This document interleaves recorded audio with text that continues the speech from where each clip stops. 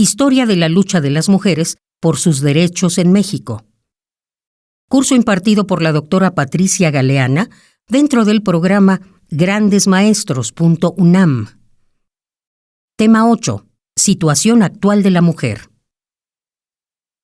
Vamos a pasar ahora al siguiente tema, que va a ser pues ya la situación actual que prevalece en nuestro país. Y para ello pues vamos a hablar de la encuesta nacional de género que hizo el Instituto de Investigaciones Jurídicas de nuestra universidad. Primero que nada quisiera yo mostrar los indicadores de la brecha de género, que este es un análisis que hace el Foro Económico Mundial de Davos. Ustedes pueden consultar año con año, hacen este análisis, estudiando la situación política, económica, la educación y la salud. Y evidentemente los señores del Foro Económico Mundial de Davos no hacen este ejercicio porque sean feministas.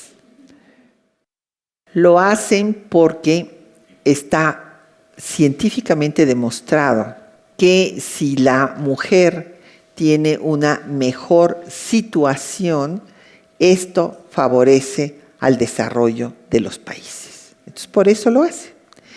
Entonces, veamos cómo estamos, porque estos son de los pocos datos que podemos encontrar. Aquí está el del 2017, o sea que es un análisis reciente, lo más reciente que tenemos. Y encontramos que México se encuentra en empoderamiento político en el lugar 34. Es un muy buen lugar. Y este lugar se debe a las cuotas de género y a la situación del poder legislativo, que nos hemos puesto como si fuéramos una democracia nórdica ya en este sentido. En cambio, la participación económica, pues imagínense que estamos en el lugar 124. Y esto pues es porque en efecto las mujeres aceptan por el mismo trabajo mucho menor salario. ¿Por qué?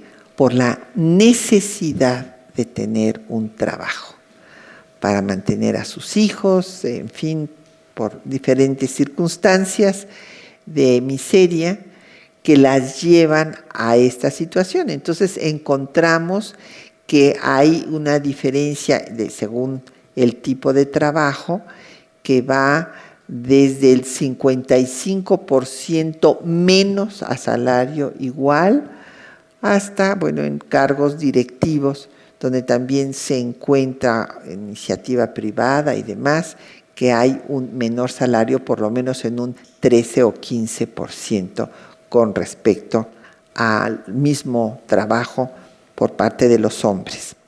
En educación ya se ha alcanzado un 53%, luego vamos a ver por qué, porque se ha logrado que haya una matrícula más equitativa en primaria y secundaria, va descendiendo conforme vamos subiendo de nivel académico, y en salud también en el 53%.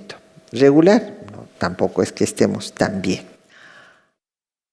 Ahora vamos a hablar de esta encuesta que hizo el Instituto de Investigaciones Jurídicas coordinado por la doctora Julia Flores, que lo que buscó fue ver qué estereotipos subsisten en la sociedad mexicana que hacen que permanezcan estas prácticas cotidianas de desigualdad, y pues conociendo qué es lo que piensa la gente podemos pues tratar de superarlo. Por ejemplo, ser hombre y ser mujer. ¿Qué es lo que los encuestados dicen? Todavía hay más de un 26% que asocia el ser mujer con la maternidad y el cuidado de otros amor, emotividad, sensualidad, trabajo doméstico. También todavía un reducido grupo habla de la dependencia, debilidad, también honestidad y sexualidad. Y en cuanto al hombre, pues mayoritariamente se le asocia con el trabajo, la fuerza, el ser proveedor, también en un reducido porcentaje ya machista y violento. Pero aquí viene una conclusión fundamental. Cuando se le pregunta a los encuestados, hombres y mujeres, ¿cuál es la desventaja de ser hombre en México? Pues he aquí que no se encuentra ninguna más que no procrear. O sea, no pueden parir ni amamantar. Fuera de eso, no tienen ninguna desventaja. ¿Y qué desventaja hay de ser mujer? Bueno, pues desde luego, su propia biología, la discriminación y la desigualdad. En cuanto al tema de identidad de género, todavía encontramos un porcentaje muy elevado de homofobia. Imaginen que un 63% de los encuestados señaló que los verdaderos hombres solamente tienen relaciones sexuales con mujeres. Se acepta más la homosexualidad en hombres que en mujeres, como en todo. Siempre las penalidades son mayores cuando una mujer delinque por el mismo delito que si lo hace un hombre. Y esto se los puedo decir con conocimiento de causa, porque además de haber sido secretaria ejecutiva de la Comisión Nacional de Derechos Humanos, fui 11 años consejera de la Comisión de Derechos Humanos del Distrito Federal, en donde, o sea, no les estoy hablando de la teoría, sino de la práctica. Y en cuanto a la visión que se tiene de los homosexuales en general, el 28% no ven bien que puedan adoptar, tampoco que trabajen con infantes. Todavía hay un 28.2% que piensan que es una enfermedad. Bueno, porque además estas ideas, tengo que decirlo, han sido propaladas también por la iglesia mayoritaria de nuestro país. Y eso tiene un efecto decisivo en nuestra cultura en general y en la cultura política también. Entonces se identifica la homosexualidad con pederastia. Hay 17% que declararon que nunca tendrían un amigo homosexual y que se avergonzarían si tuvieran un hijo homosexual, 11%. A mí me parece esto verdaderamente lamentable. Terrible. Yo creo que de mis mejores amigas y amigos son homosexuales. Y la verdad, son personas grandiosas, y que haya esta mentalidad, pues es realmente terrible. La percepción del feminismo. Bueno, el 29.3% dicen que no saben lo que es esto. Un 51.4% consideran que equivale al machismo. Pues no, lo que equivale al machismo es el embrismo, pero no el feminismo. Y algunos, y algunas también, lo asocian con la belleza, con el rosa, También hay quienes ya entienden que es libertad, autonomía, pero hay un porcentaje, un 5.8%, que considera que somos locas, racistas y feminazis. Y un 3.1% que estamos en contra de los hombres. De ninguna manera. Los amamos profundamente. Y dicen, en términos generales, un 18% piensan como Damore. ¿Se acuerdan el ingeniero de Google que fue cesado? Bueno, pues aquí también tenemos nuestros Damores que dicen que es normal que los hombres tengan mayor aptitud para la ciencia y la tecnología y mayor liderazgo.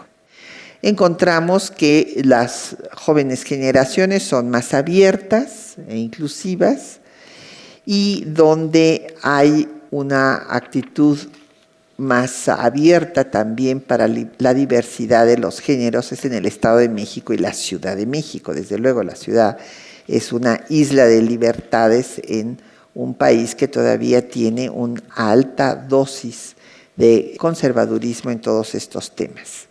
En cuanto a la participación política, consideran el 55.5% que es normal que las mujeres tengan más dificultad para la política. El 32% que los hombres tienen mayor capacidad para política, es un porcentaje alto, pues este tema cambia según el nivel escolar. Las mujeres también hay un 40% que dice que son eficientes administradoras, más honestas, que se preocupan por el bienestar social.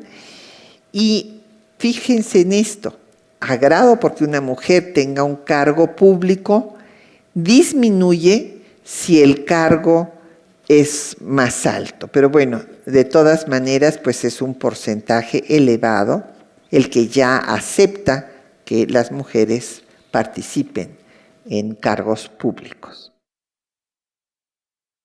Vamos a ver cuál es la comparación, cómo estamos en relación a otros países del mundo. Y en el Poder Ejecutivo encontramos que México tiene una participación de 12.5%, mientras que en Canadá tiene el 51.7% y en Haití el 29%. En Poder Legislativo, sí, estamos muy bien ahora con este gran paso, ¿verdad?, de la paridad. Entonces ya tenemos que Cuba está en el 49 y México en el 42 y Argentina en el 39. En el Poder Judicial, Venezuela está en el 50, Guatemala en el 46 y México en el 18. Estamos bajos.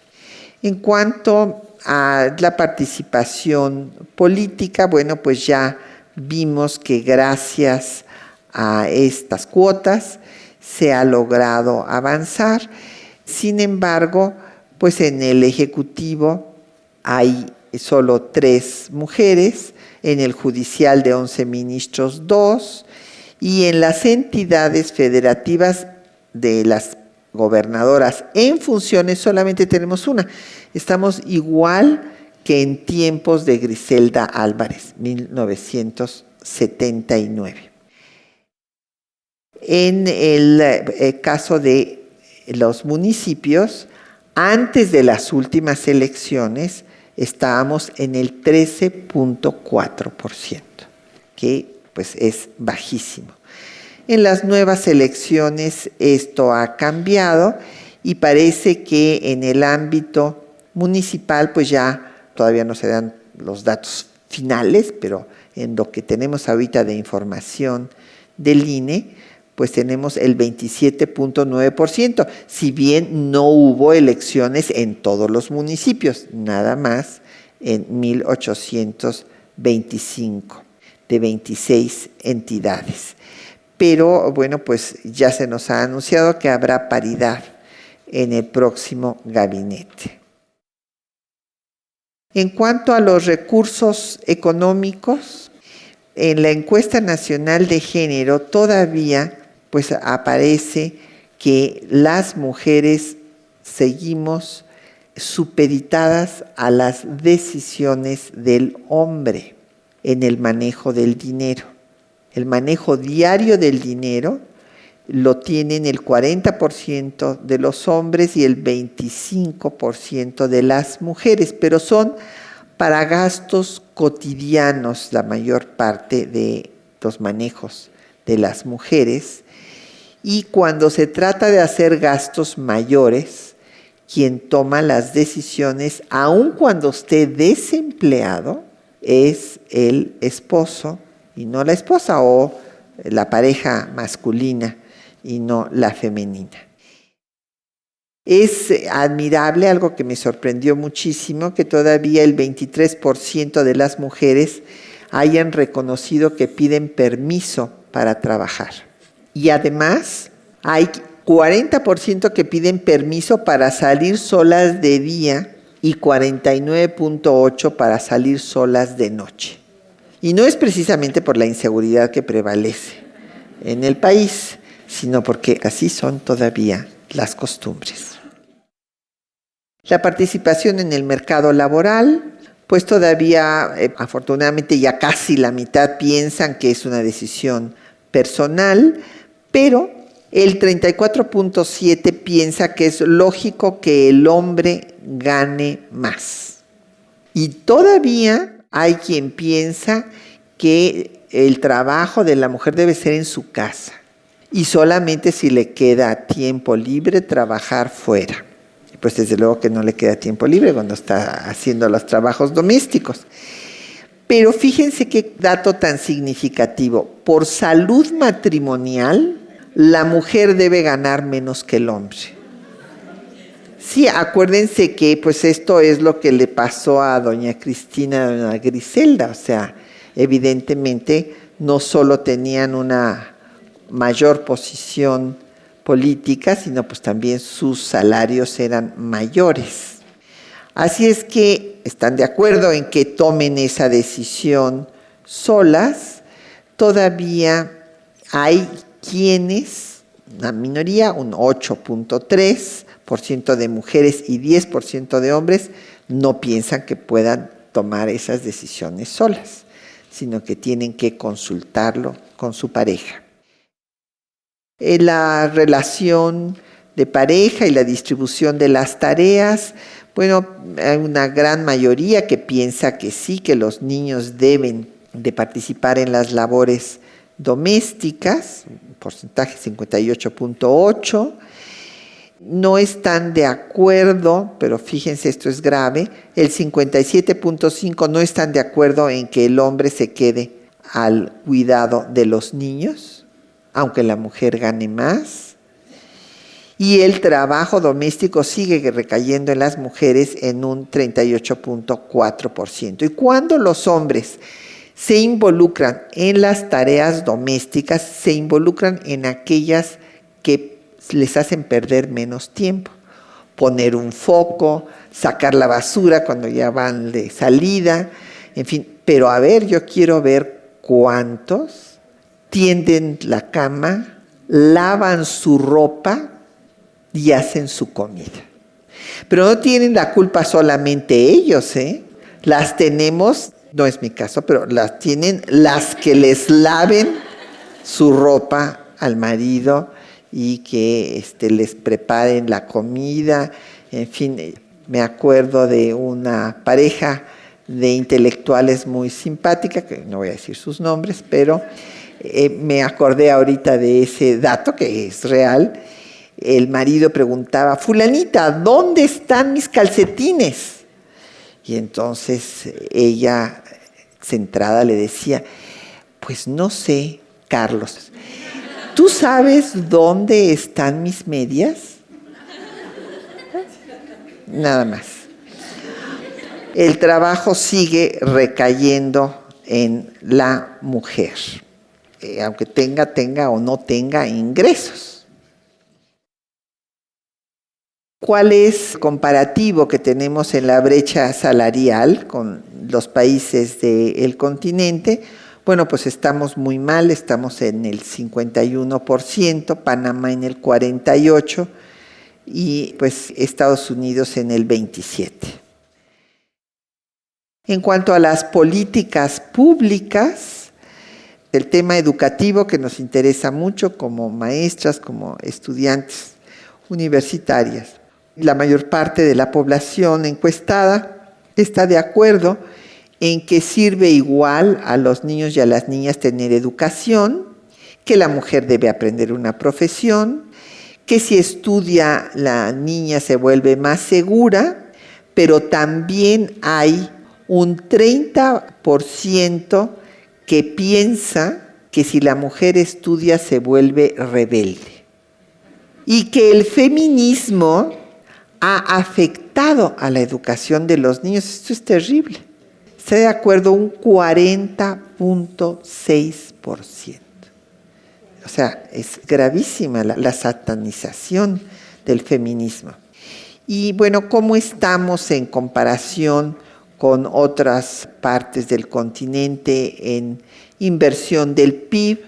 Bueno, pues México invierte el 3.3 y Brasil el 5.8. Hay su diferencia. El alfabetismo femenino, bueno, pues ya se ha logrado. La primaria también, que se matriculen las niñas igual que los niños. En secundaria, pues estamos ya más bajos. Tenemos que Argentina tiene el 91% de educación secundaria y nosotros tenemos el 69%. Y en educación superior, pues Argentina reporta la brecha de género, tiene el 100%, Brasil el 59% y México el 30% en nivel de educación superior. Mujeres en puestos directivos, bueno, en las universidades ya les había yo dicho que había 3 rectoras de 41 instituciones públicas. En efecto, está Silvia Yorguli como presidenta del Colegio de México, la doctora Sara Ladrón de Guevara en la Universidad Veracruzana, y no me había acordado el nombre de la queretana, que es la doctora Margarita Teresa de Jesús García Gasca.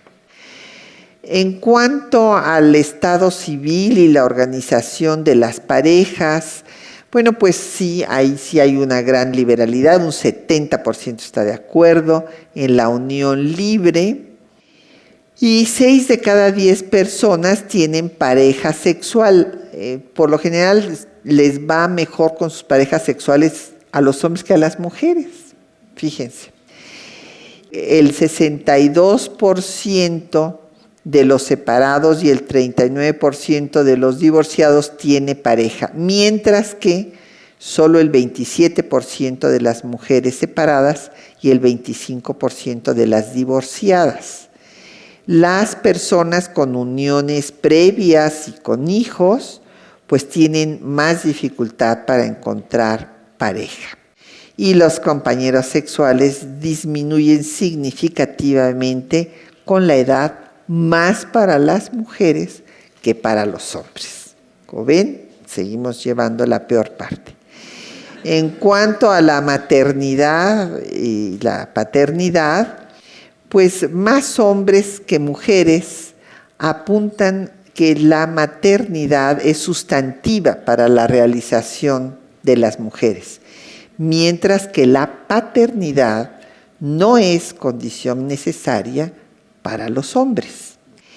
La felicidad de un hijo para el 80% depende de que el núcleo familiar haya padre y madre.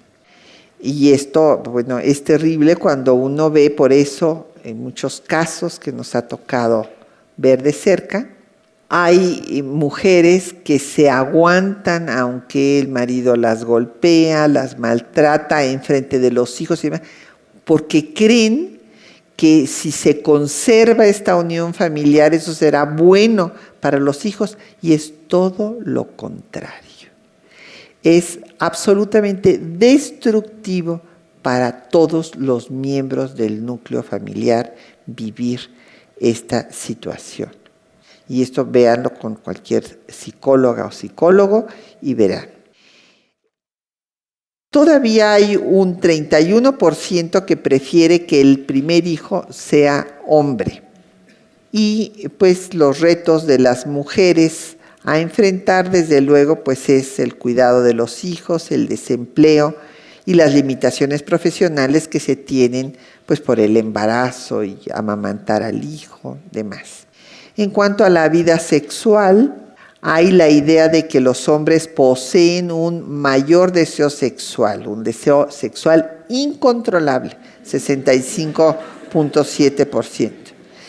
Y que la atracción masculina hacia el cuerpo de la mujer es irrefrenable, 43.8%. Por eso cuando ven pasar a una mujer guapa, pues no le pueden dejar de decir piropos, aunque sean groseros e irrespetuosos. Métodos anticonceptivos, afortunadamente ya el 57.9% piensa que el condón, pero todavía hay un 20% que cree en el ritmo. Fíjense, por eso tenemos pues tantos embarazos adolescentes.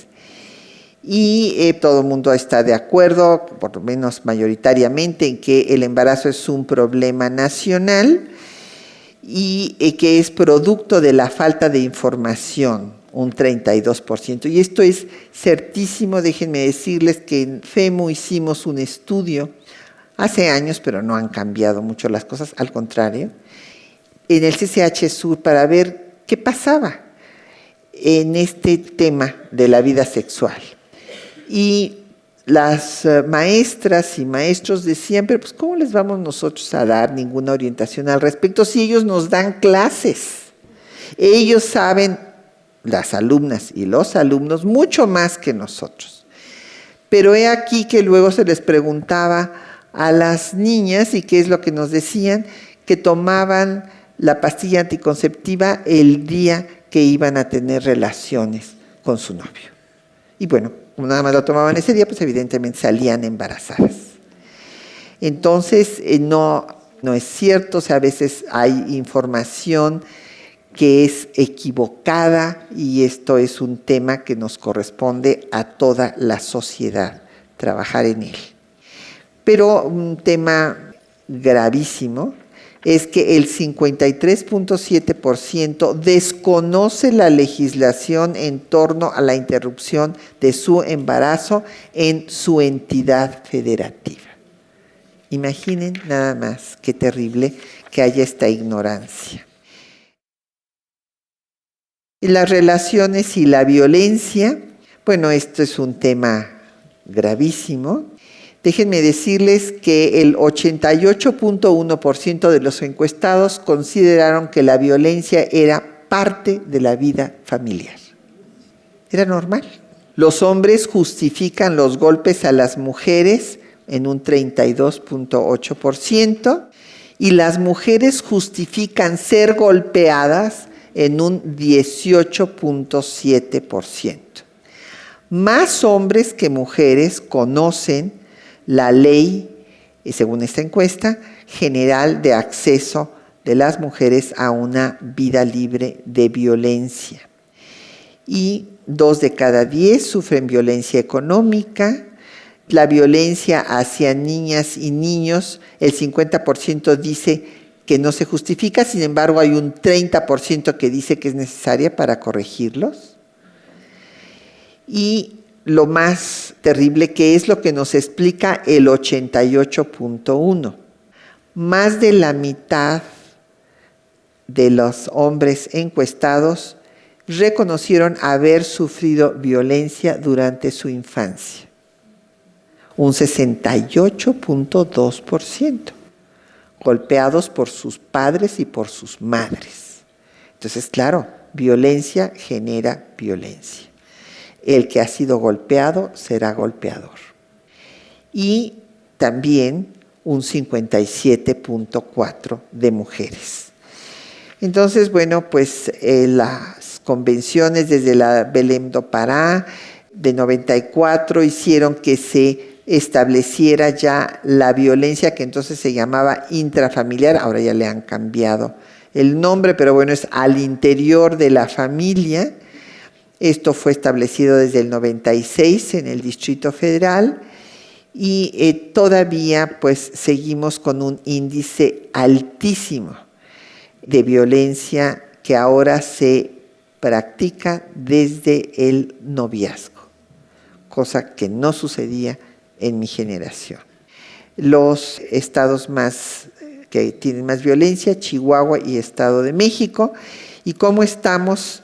Pues en feminicidios en comparación con el resto del continente, pues vean que tenemos 2.500 feminicidios en comparación con Costa Rica, que tiene 46. Bueno, ahora han aumentado con esto de los problemas migratorios de Nicaragua, pero hay una diferencia abismal. Claro, en Estados Unidos tienen 1817 y en Colombia 1634, porque vamos otra vez a lo mismo. Violencia genera violencia. En tiempos de guerra siempre hay más violencia en la relación de pareja, o sea, es todo el ambiente que propicia y que multiplica esa violencia. En cuanto a las políticas públicas y de género, evidentemente se considera que es necesario que las mujeres que tienen hijos pequeños pues tengan pues un horario más reducido, que haya programas para mujeres solteras, que haya asientos para ellas cuando están en estas condiciones, desde luego, y que haya vacantes para que las mujeres ingresen a las universidades y puestos para las mujeres en el gobierno, y que la licencia de paternidad dure 90 días igual que la licencia de maternidad. Y esto me parece pues que sí está bien, porque luego, acuérdense ustedes, bueno, quienes han tenido hijos, el trabajo que esto significa, el desgaste físico que ha tenido la mujer, y no es solo que les acompañen en el parto, sino que realmente se involucren en la crianza, que disfruten de la paternidad, ¿verdad? Esto es lo que queremos. Así como las mujeres salimos a la calle a trabajar, pues que los hombres entren en la casa también a trabajar, a la crianza y a todas las labores domésticas.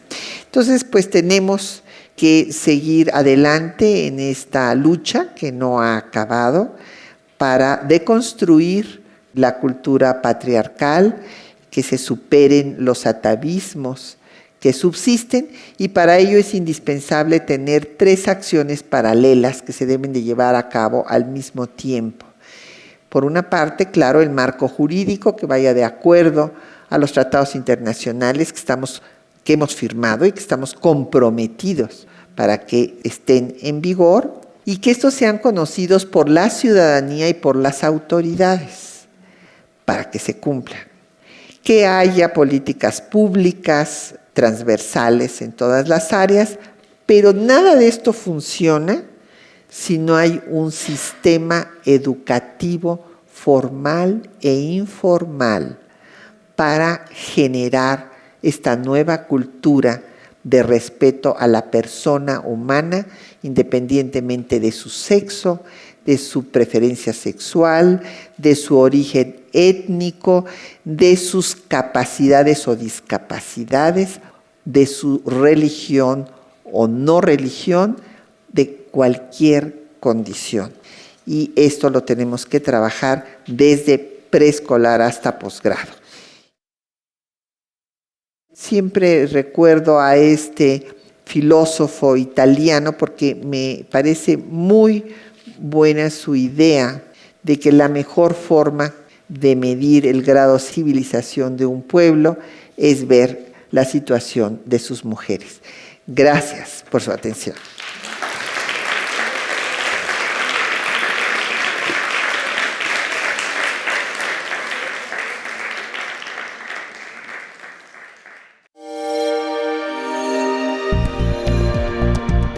Descarga Cultura.unam